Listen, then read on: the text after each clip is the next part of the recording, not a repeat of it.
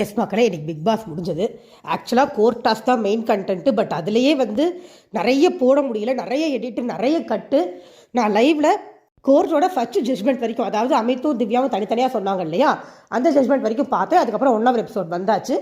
இப்போ லைவில் அந்த வினோத் கடைசியாக ஒரு சண்டை போட்டார்ல, ஆல்மோஸ்ட் அதை சுற்றி தான் ஓடிட்டுருக்கு. நான் சீரியஸாக சொல்கிறேன், திவ்யா பிஆர் யாராவது இருந்தீங்கன்னா ஓடி போயிருங்க, போய் லைவில் பாருங்கள், தெரியும். திவ்யா புரிதலே இல்லை, ஜீரோ புரிதல். எப்படி ஜீரோ? 1% கூட சொல்ல முடியாது, லிட்ரலி ஜீரோ. ஒரு ஜட்ஜுனா என்னன்னே தெரியாமல் திவ்யா குழப்பம் அங்கே இருக்கு பாருங்க. ஒரு கட்டத்தில் விக்ரம்லாம் டென்ஷனாகி சிரிக்க ஆரம்பிச்சிட்டாரு. வேறு என்ன பண்ண முடியும்?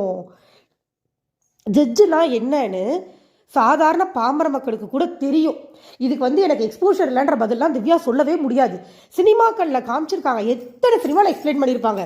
கோர்ட்டில் வாதங்கள் தான் செல்லும், ஜட்ஜோட தனிப்பட்ட கருத்து செல்லாதுன்னு எத்தனை கோர்ட்டில் சொல்லியிருப்பாங்க, எத்தனை படத்தில் சொல்லியிருப்பாங்க.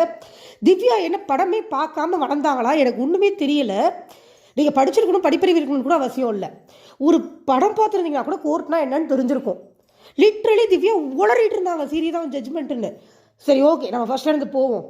ஃபர்ஸ்ட் என்னன்னா, முந்தின நாள் நைட்டு நம்ம என்ன சொல்கிறது, காஜி பேர் இருக்குல்ல, கமருதீன் பார்வதி, அவங்க 2 பேரும் மைக்கை இறக்கிட்டு பேசுகிறாங்க. அதை அமித்தும் பார்க்குறாரு, திவ்யாவும் பார்க்குறாங்க. அமித் பண்ணாதீங்கன்றாரு, திவ்யாவும் அட்ரஸ் பண்ணிட்டு போகிறாங்க. பட் யாருமே அதை சீரியஸாக அட்ரஸ் பண்ணல. Note the point your honour. Amit judge, Amit வந்து கேப்டன், அவர் அட்ரஸ் பண்ணியிருந்திருக்கணும், ஆனால் அவர் பண்ணலை. அதுதான் அங்கே பாயிண்ட். அவர் ஸ்ட்ராங்காக கேட்டிருந்துருக்கணும். அவர் எதுக்காக பார்வதியை குஞ்சிட்டு சுற்றுறாரு எனக்கு புரியவே இல்லை. அவர் கடைசி வரைக்கும் அதான் பண்ணிகிட்டு இருக்காரு. அதான் அங்கே நடக்குது. ஓகேவா? அதுக்கப்புறமா காலையில் விடியுது. கனையும் விக்ரமும் வாக்கிங் போயிட்டு இருக்கும்போது வியானா சொல்கிறாங்க, போன வாரம் பார்வதி பாத்ரூமை க்ளீன் பண்ணவே இல்லை அப்படின்னு. அது உண்மையாக இருக்க நிறைய வாய்ப்பு இருக்குது. ஏன்னா பார்வதி வேலை பண்ணுற லட்சணம் நம்மளுக்கு தெரியும். பட் அதுக்கப்புறமா வியானா உட்காந்துருக்கிறது, பார்வதி வந்து உட்காரும்போது வியானா கேட்குறாங்க, அந்த டேங்கரை நீங்கள் க்ளீன் பண்ண மாதிரியே தெரியல, மஞ்சள் மஞ்சளாக இருந்தது. இல்லை நான் பண்ணிட்டேன், அதாவது அது உன்னுடைய ஒப்பீனியன், ஆனால் நான் பண்ணிட்டேனே அப்படின்னு பார்வதி மலுப்பினதுலேயே தெரிஞ்சது. பார்வதி பாத்ரூமை தொடவே இல்லை அப்படின்னு. அதான் உண்மை. அப்படி தான் இருந்திருக்கணும். ஏன்னா அங்கே வியானா பொய் சொல்ல வேண்டிய அவசியமே கிடையாது. அவங்க ரொம்ப வெளிப்படையாக தான் சொன்னாங்க, க்ளீனே பண்ணல, அப்படியே தான் இருக்குது அப்படின்னு. கடியும் ஆமாம் அவள் பண்ணியிருக்க மாட்டான் அப்படின்ட்டு போயிட்டாங்க. ஆக்சுவலாக பண்ணல. பார்வதி வந்து பிரச்சனை பண்ணுறதுல காமிச்ச வேகத்தை வந்து க்ளீன் பண்ணுறதுல காமிக்கலங்கிறது தான் உண்மை போன வாரம். ஸோ இது ஒரு டாபிக் முடிஞ்சது.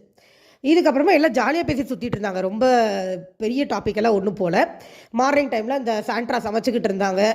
ரம்யா உட்காந்து ஏதோ கையை க்ளீன் பண்ணிட்டு இருந்துச்சு. பக்கத்தில் கமருதீன் உட்காந்துருந்தாங்க. உனக்கு பொண்ணு கொடுப்பாங்க மாட்டாங்கன்னு ஏதோ ஜாலியாக கிண்டல் பண்ணி பேசிகிட்டு இருந்தாங்க. சீரியஸ் கான்வர்சேஷன்லாம் ஒன்றும் போல். இதுக்கப்புறம் நான் லைவில் நடந்ததுலேருந்தே வந்துடுறேன். லைவில் வந்து இந்த மாதிரி இவங்க சாண்ட்ரா டீம் என்ன பண்ணியிருக்காங்க, சமைச்சு முடிச்சுட்டு சாம்பார் பண்ணிகிட்டு இருந்தாங்க. சமைச்சு முடிச்சு எல்லாருக்கும்